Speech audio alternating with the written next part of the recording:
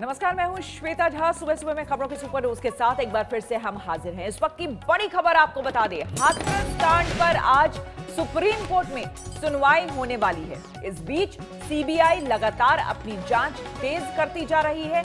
आपको बता दें कि आज सीबीआई की टीम आरोपियों से पूछताछ कर सकती है। कल जांच एजेंसी ने पीड़िता के भाई और पिता से 6 घंटे तक पूछताछ की थी।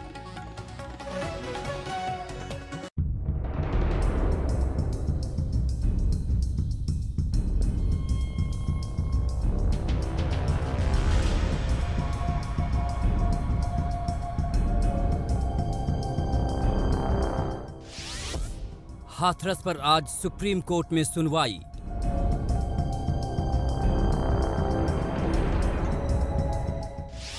आरोपियों से आज सीबीआई की पूछताछ।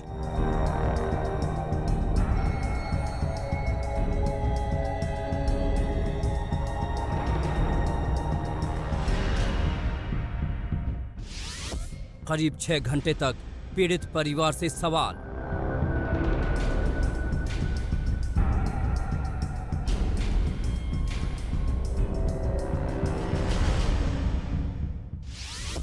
परिवार को भरोसा, जांच से मिलेगा इंसाफ।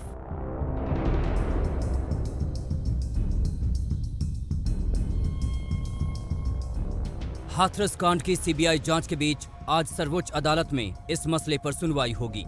हाथरस पर यूपी सरकार सुप्रीम कोर्ट में पहले ही हलफनामा दाखिल कर चुकी है। कोर्ट ने सरकार से पूछा था कि पीड़ित परिवार और गवाहों की सुरक्षा को लेकर क्या इंतजाम किए गए हैं।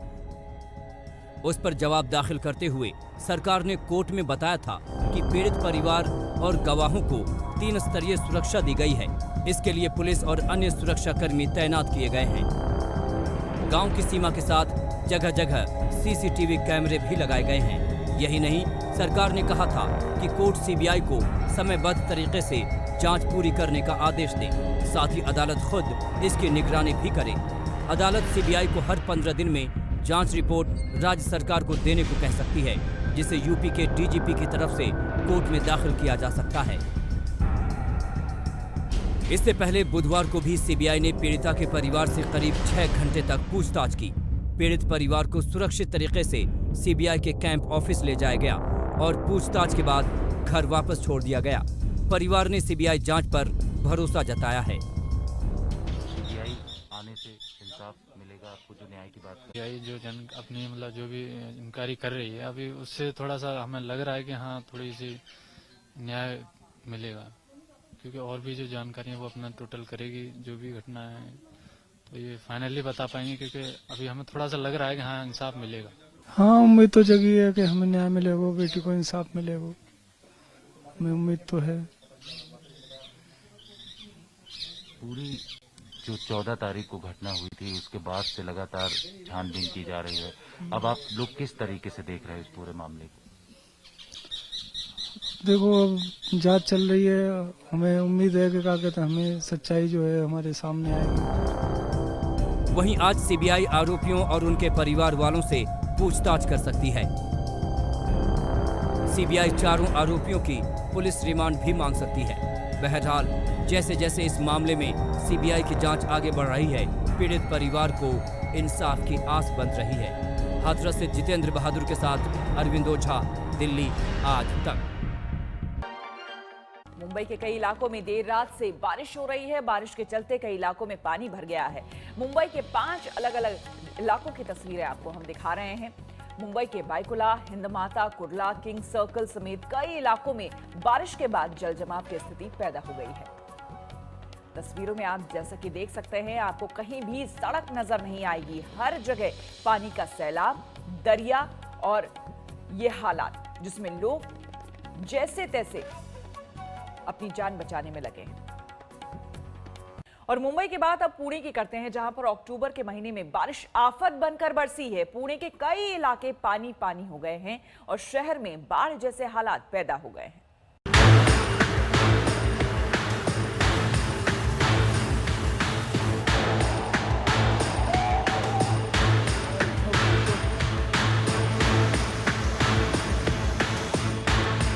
आसमान से बारिश की शक्ल में ऐसी आफत बरसी कि पूरा पुणे शहर पानी पानी हो गया। सड़कों पर दरिया बहने लगा। पुलिस थानों में पानी का पहरा हो गया। क्या इंसान और क्या भगवान, इस मूसलाधार मुसीबत से कोई नहीं बच सका। पुणे में भारी बारिश के बाद बाढ़ जैसे हालात बन गए। बाढ़ की लहरें बिजली की रफ्तार से सड़कों पर उफान भरने लगी और जो भी इनके रास्ते में आया वो बह गया। तस्वीरें आपके सामने हैं। पुणे के इंद्रपुर इलाके में तेज बारिश के बाद छोटे छोटे नाले उफान पर आ गए। लहरों की चपेट में एक बाइक सवार आ गया और बहने लगा। इसके बाद जेसीबी की मदद से कड़ी मशक्कत के बाद उसका रेस्क्यू किया गया। आप देख सकते हैं कि खतरनाक लहरों के बीच जेसीबी ने युवक को सहारा दिया और केबल के सहारे युवक को बाढ़ के बीच से बाहर निकाला जा सका।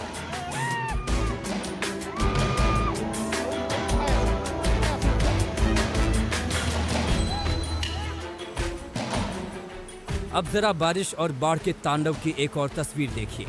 अक्टूबर के महीने में ऐसी आफत शायद पहले कभी नहीं देखी होगी। ये कोई तालाब नहीं बल्कि पुलिस थाना है, जहां पुलिस वालों के साथ अब बाढ़ का पानी पहरा दे रहा है। भारी बारिश के बाद पूरा थाना पानी से लबालब हो गया।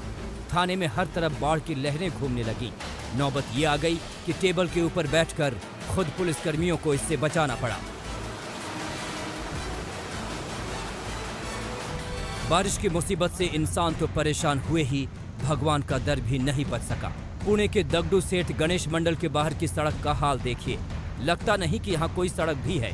पानी की लहरें ऐसे दौड़ रही हैं कि जैसे कोई दरिया हो। भारी बारिश के बाद पुणे अहमदाबाद हाईवे पर भी पानी भर गया है। हाईवे पर गाड़ियों की जगह बाढ़ की लहरें दौड़ रही हैं। पुणे सोलापुर हाईवे को तो बंद करना पड़ा है। पुणे में कई जगहों पर लोगों के घरों में भी पानी भर गया है।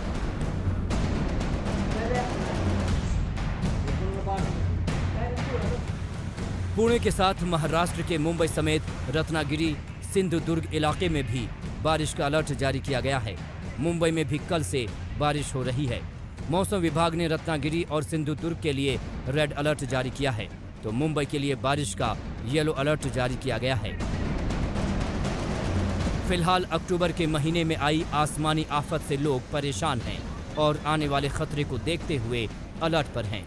मौसम विभाग ने लोगों को सतर्क रहने के लिए कहा है। पुणे से पंकज खेलकर के साथ आज तक ब्यूरो। और आज से देश के कई राज्यों में सिनेमा घरों पर ताला खुलने वाला है। कोरोना काल में सिनेमा घर आज से ओपन होने जा रहे हैं। सिनेमा घरों को खोलने के लिए सरकार ने जरूरी दिशा निर्देश जारी किए हैं, जिनका पालन करना जरूरी होगा।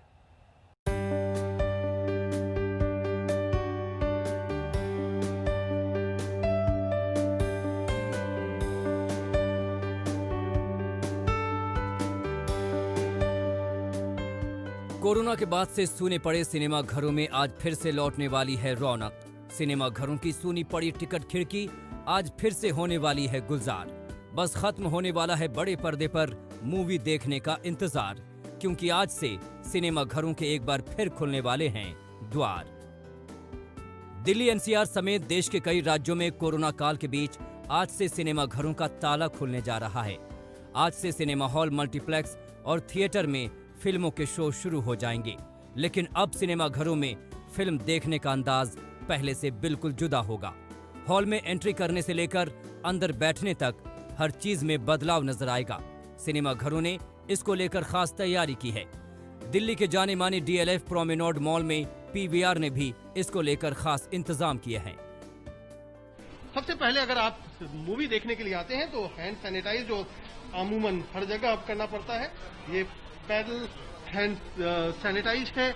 और उसके बाद टिकट आपको अगर लेना है तो आपका फोन काफी है, इसमें आप कोई भी ऐप खोल करके आप उसके साथ अपना स्कैन कर सकते हैं और आपके सामने आएगा पीवीआर सिनेमास का ऑप्शन और यहाँ पर टिकट खरीदा जा सकता है।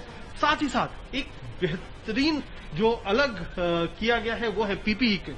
3 पीपीई किट इस छोटे पैकेट में आएंगे जो कि 30 रुपए के हैं। सैनिटाइजर, फेस मास्क और हैंड ग्लव्स। दूसरा पीपीई किट है जो 50 रुपए का रखा गया है। इसमें इन दोनों के अलावा आपके पास डिस्पोजेबल सीट और आर्मरेस्ट कवर भी होंगे। तो ये तमाम व्यवस्था की गई है।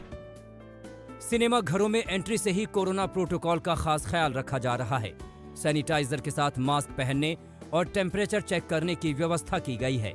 बाहर बदलाव हुए तो अंदर का एक्सपीरियंस भी अब बदल गया है। सिनेमा घरों में दर्शकों के बैठने की सीटों को एक एक छोड़कर खाली रखा गया है। तो टिकट आपके हाथ में है, आपने फूड जॉइंट से भी जो खरीदना है आपके हाथ में, आपके पॉपकॉर्न हैं, तो टाइम आ गया है कि आपको लेके चले अंदर थिएटर की तरफ कि आखिरकार वहां क्या कुछ व्यवस्था की गई है, क्योंकि वही है जहां आपको मूवी देखनी है, लगभग 2 से 3 घंटे का वक्त बिताना है, तो क्या वो सुरक्षित है? उसके लिए एक खास तौर पर व्यवस्था की गई है और व्यवस्था ये है कि जो यहाँ पर कुर्सियां हैं उसमें आप हर कुर्सी पर नहीं बैठ पाएंगे। जैसे पहली कुर्सी आप देख सकते हैं कि इस पर एक स्टिकर चिपकाया गया है जिस पर लिखा गया है नॉट टू बी ऑक्यूपाइड। दूसरी कुर्सी पर आप बैठ सकते हैं, तीसरी कुर्सी आपको फिर से छोड़नी पड़ेगी, यानी हर अल्टरनेट कुर्सी आपके लिए यहाँ पर रखी गई है खाली, ताकि आप सेफ रहें। सिनेमा घरों में फिल्म देखने के लिए जिन खास बातों का ध्यान रखना जरूरी है, उनमें 50% दर्शकों के साथ ही शो की इजाजत होगी। सिनेमा घरों में दर्शकों को एक एक सीट छोड़कर बैठाने का इंतजाम करना होगा। दर्शकों के लिए मास्क, सैनिटाइजर की व्यवस्था करनी होगी। दर्शकों को मोबाइल फोन पर आरोग्य सेतु ऐप डाउनलोड करना होगा। फिल्म देखते समय खाने पीने की चीजों पर बैन रहेगा। फिल्म देखने के लिए टिकट खरीदने की पूरी व्यवस्था ऑनलाइन होगी। दर्शकों की सुविधा के मुताबिक एसी के सिस्टम में बदलाव करना होगा। सिनेमा हॉल को हर शो के बाद साफ करना होगा। एंट्री, एग्जिट गेट, सीट और लॉबी को समय समय पर साफ करना होगा। गुरुग्राम में भी सिनेमा घरों ने दर्शकों के लिए खास तैयारियां की हैं। सरकार के दिशा निर्देश के मुताबिक ही सिनेमा हॉल में बदलाव किए गए हैं। तो यहाँ पर हमारे एंट्री गेट पे टेम्परेचर चेक और उसके बाद में हैंड सैनिटाइज़र रखा हुआ है, यहाँ पर वो सैनिटाइज़ करेंगे और उसके बाद फिर टिकट का अपना जो पेपरलेस टिकटिंग है उसको दिखाएंगे। तो हाँ, उसके बाद में टिकट पेपरलेस टिकटिंग को चेक करेंगे और वे भी चेक करेंगे कि हर कस्टमर्स ने मास्क पहना हुआ है कि नहीं। जिस भी गेस्ट ने अगर मास्क नहीं पहना हुआ है, हमारे पास डिस्पोजेबल मास्क भी हैं उनको ऑफर करने के लिए। तो अगर आपको भी था बड़े पर्दे पर फिल्म देखने का इंतजार, तो आज आपका ये इंतजार खत्म हो रहा है। देखना यह है कि कोरोना के बीच सिनेमा घरों को दर्शकों का कैसा रिस्पांस मिल पाता है। गुरुग्राम से नीरज वशिष्ठ के साथ कुमार कुणाल, दिल्ली आज तक। चीनी राष्ट्रपति शी जिनपिंग ने एक नया शगुफा छेड़ा है। चीनी राष्ट्रपति जिनपिंग अपनी सेना को युद्ध के लिए तैयार रहने का संदेश दे रहे हैं। घबराई लाल सेना में जोश भरने के पीछे आखिर चालबाज चीन का इरादा क्या है?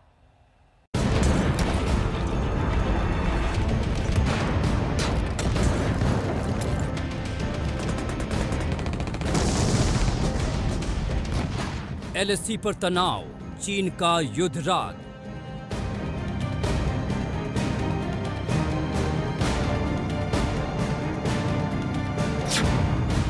जिनपिंग का ऑर्डर, सेना रेडी फॉर वॉर।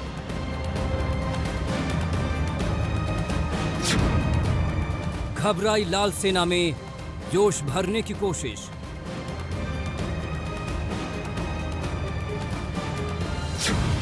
चीन चालबाजी दिखाएगा, फिर पिट कर जाएगा। लगता है चालबाज चीन की लाल सेना अपनी कब्र खोदने की कर रही है तैयारी। लगता है चीनी राष्ट्रपति शी जिनपिंग अपनी सेना को जंग में झोंककर उसे करना चाहते हैं बर्बाद। ड्रैगन के सिर पर युद्ध की जो धुन सवार है, वो उसके खात्मे का पहला हथियार है।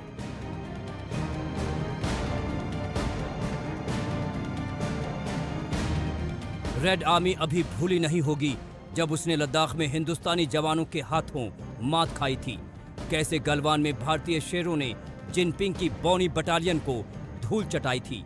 उम्मीद थी कि इतना होने के बाद शायद जिनपिंग को थोड़ी अक्ल आ जाएगी, लेकिन लगता है कि जिनपिंग अपने खात्मे की जिद पर अड़ा है।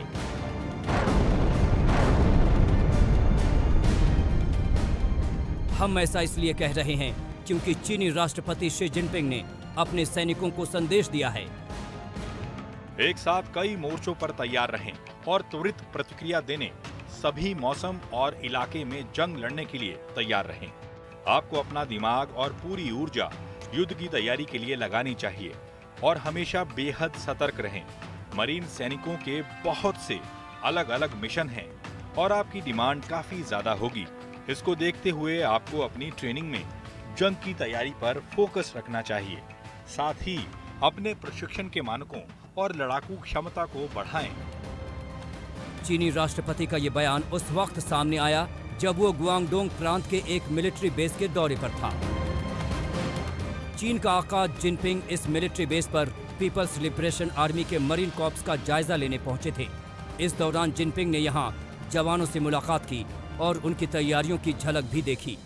जिनपिंग को सेना की ट्रेनिंग के वीडियो दिखाए गए। इस दौरान जिनपिंग ने अपने जवानों को संदेश दिया। जिनपिंग ने यहां अपनी आर्मी की मजबूती पर बल दिया और उन्हें किसी भी हालत के लिए तैयार रहने को कहा। मौजूदा वक्त में चीन का भारत, अमेरिका और ताइवान के साथ तनाव चल रहा है। ऐसे में युद्ध की तैयारी कर आखिर ड्रैगन क्या संदेश देना चाहता है? चीन की चाल चाहे जो भी हो, लेकिन अगर उसने फिर से हिंदुस्तान की सरहद की तरफ आंख उठाकर भी देखा तो हमारे जवान उसे धूल चटाने के लिए पूरी तरह मुस्तैद हैं। इस बार ड्रैगन को ऐसा जवाब मिलेगा जिसके जख्म वो कभी नहीं भुला पाएगा। आज तक ब्यूरो। हम रुकेंगे यहाँ पर एक छोटे से ब्रेक के लिए। बने रहे हमारे साथ, देखते रहिए आज तक।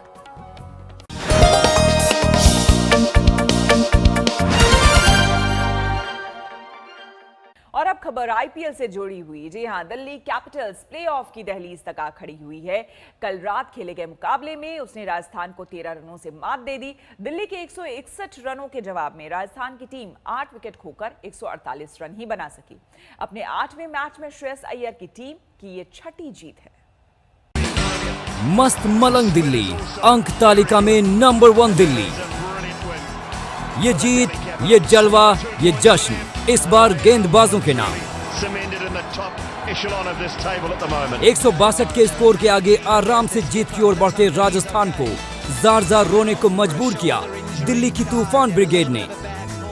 सिर्फ 162 का लक्ष्य। ओपनिंग जोड़ी ने सिर्फ 3 ओवरों में 37 रन टांग दिए थे। नोकियर ने बटलर को बोल्ड कर राजस्थान की पारी में सेंध लगाई।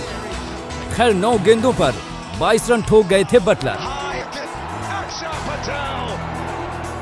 सैमसन, उथप्पा, पराग सबने बेवजह के अग्रेशन में विकेट फेंक दिया। बात आकर राहुल तेवतिया पर टिक गई। आखिरी ओवर में 6 गेंदों पर 22 रन बनाने की चुनौती थी। तेवतिया हर बार चमत्कार ही कर डालें, ऐसा कैसे होता? राजस्थान की टीम ने अपने पैरों पर कुल्हाड़ी मारते हुए जीते जिताए मैच को गंवा दिया। दमदार नहीं रही दिल्ली की बल्लेबाजी। 7 विकेट खोकर 161 पर करना पड़ा सब्र।